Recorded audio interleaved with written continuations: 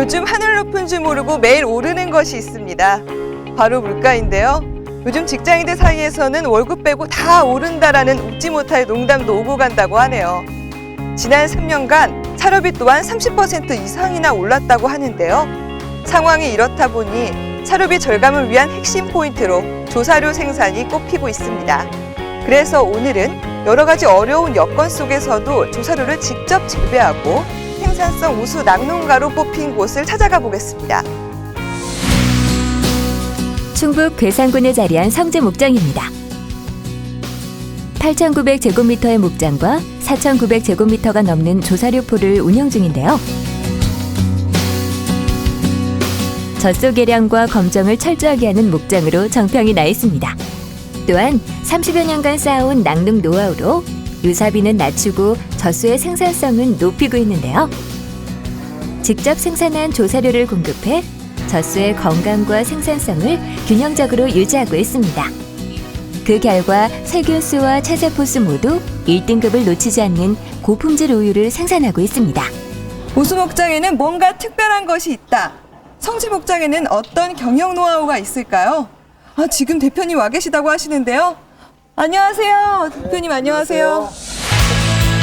생산비 절감에 대한 남다른 비법 전격 공개. 한준영 대표를 소개합니다. 오늘 목장 경영 노하우 아낌없이 다 알려주실 거죠? 예, 궁금한 게 있으면 물어보세요. 그럼 궁금한 거 물어보도록 하겠습니다. 양질의 조사료 급여를 최우선으로 생각하는 성지 목장. 직접 재배한 조사료를 쓰고 있는데요. 특히 육성우에게 충분히 공급할 수 있도록 신경 쓰고 있습니다. 이게 올 봄에 수확한 랩사이드입니다. 사료 효율을 높이기 위해서는 전체 사료의 50에서 70%를 조사료로 급여해야 합니다. 이렇게 따지면 1년에 2당 필요한 조사료가 대략 2,644kg이라고 하는데요.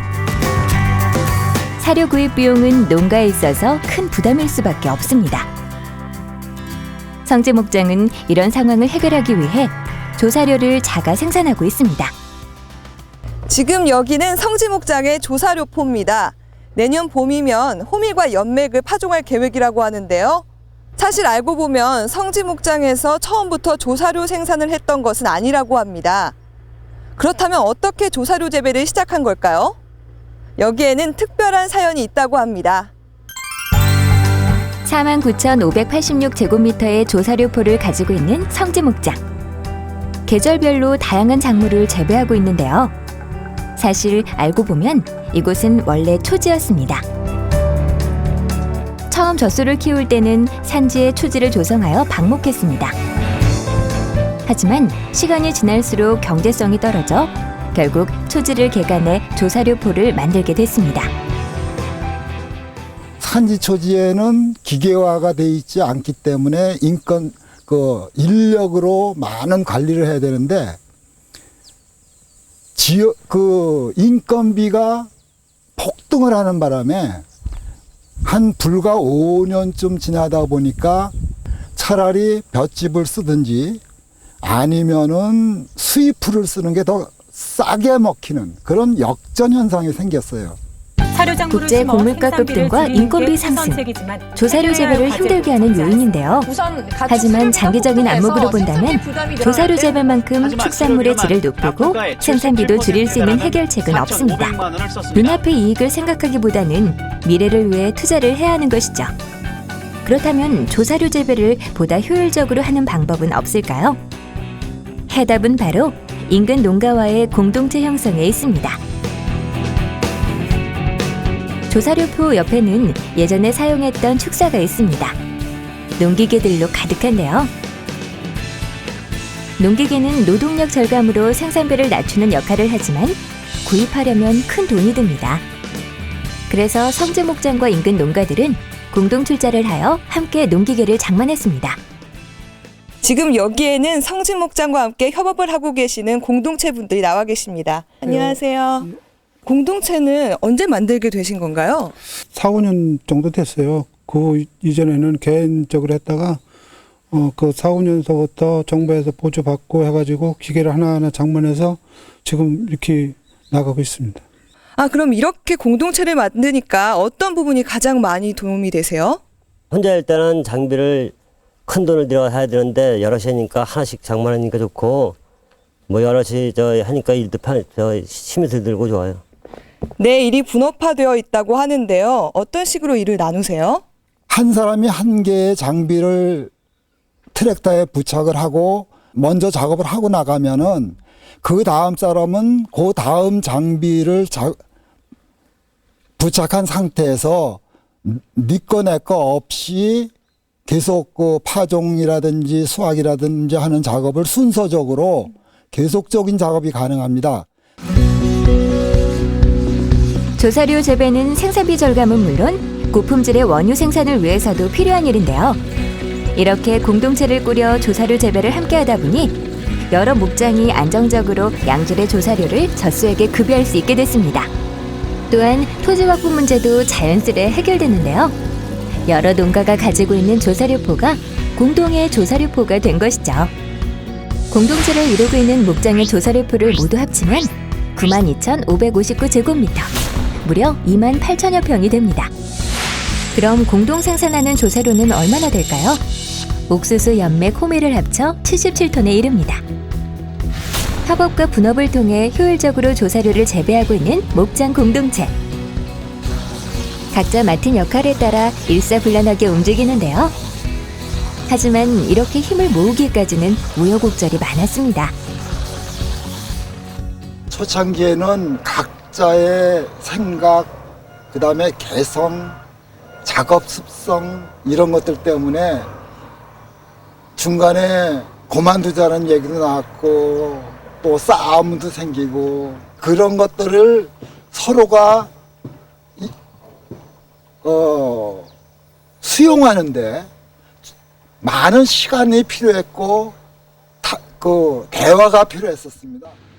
번갈아가면서 파종해 안정적인 자급 기반을 확보하는데요. 올해에는 호미를 파종합니다. 호밀은 척박한 토양에서도 잘 견디고 생육 초기에 빨리 자라는 특성이 있어 농가에서 선호하는 작물 중 하나입니다.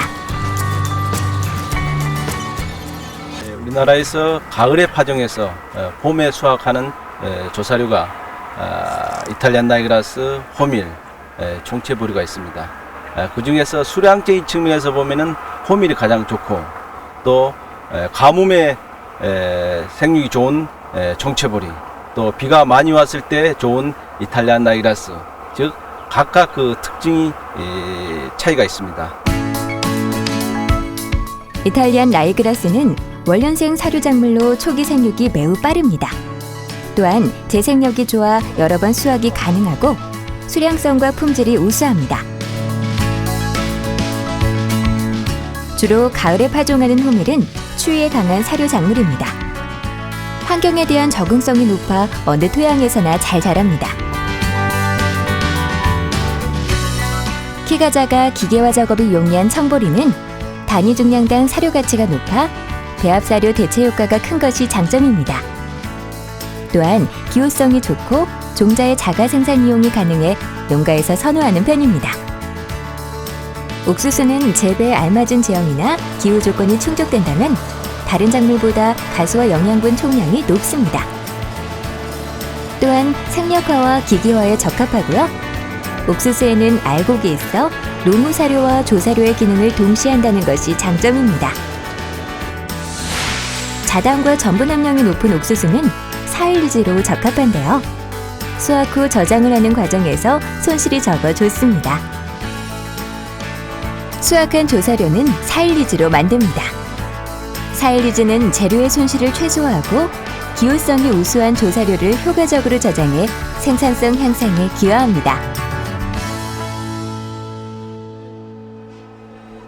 농가에서 그 양질 사일리지를 평가하는 데 있어서 첫째 냄새입니다. 냄새는 요구르트처럼 단맛이 나는 것이 좋은 사일리지를 할 수 있고요. 두 번째로는 수분 함량입니다. 보통 사일리지는 수분 함량이 55 내지 65%, 이 되었을 때 양질의 사일리지가 되거든요. 그리고 세 번째로는 이 보는 겁니다. 색깔이 노란색 이런 것이 났을 때 가루가 잘 된 것이고요. 양질의 사일리지는 냄새, 그 다음에 수분 함량, 그 다음에 색깔 이런 걸 가지고 농가에서 간이로 평가할 수 있습니다. 충분한 조사료 급여는 젖소의 산유량을 증가시키고 경제 수명 연장 효과를 가져옵니다. 성지 목장에서는 호밀 사일리지를 쓰고 있는데요. 자가 생산한 조사료는 육성우에게만 급여하고 있습니다. 생산성을 올리기 위해 4, 5년 전부터 해온 일인데요. 자가 생산하는 조사료의 양은 한정되어 있기 때문에 육성우에게만 집중적으로 급여하는 것입니다. 육성우에게 조사료를 충분히 먹이니 원유 생산량과 평균 생애 산유량 등 생산성 성적이 월등하게 향상됐습니다. 균형을 맞춰주는 것, 그 다음에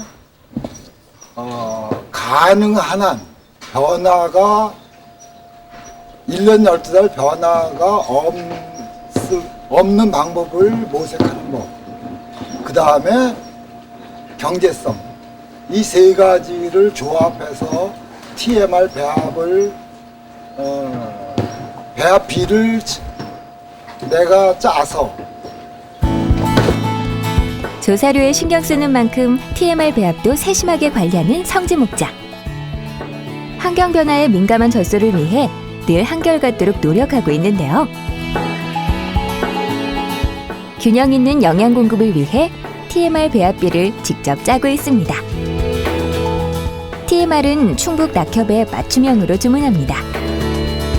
원료의 성분비를 받아서 꼼꼼히 확인해 배합비를 짜는데요. 여러 가지 사료 원료를 혼합하여 급여하기 때문에 젖소들이 사료를 가려먹지 않도록 유도할 수 있습니다. 생산비를 낮추는 성지 목장의 노하우는 분뇨 활용에도 있습니다. 분뇨를 퇴비로 쓰는 것인데요. 자연순환 농법이라고 할 수 있습니다. 이런 친환경적인 작물 재배는 생산성 향상에는 물론 환경 보존에도 큰 도움이 되고 있습니다. 가축의 분뇨를 퇴비로 활용하는 자연순환 농법은 토양을 건강하게 유지, 보존시켜주고 조사료를 재배하는 데 훌륭한 자양분이 됩니다. 뿐만 아니라 건강한 토양에서 재배된 조사료는 유질 향상에도 영향을 미칩니다. 조사료 포를 가지고 있는 성지 목장에 있어 분뇨는 생산비를 떨어뜨리는 자원이 되는 셈입니다. 생산비를 줄이는 성지 목장의 다양한 아이디어, 목장의 경쟁력을 높이는 원동력이 되고 있습니다. 사료비는 우유 생산비의 60% 정도를 차지하고 있습니다. 목장 운영에 있어서 사료비 절감은 최우선 과제인데요.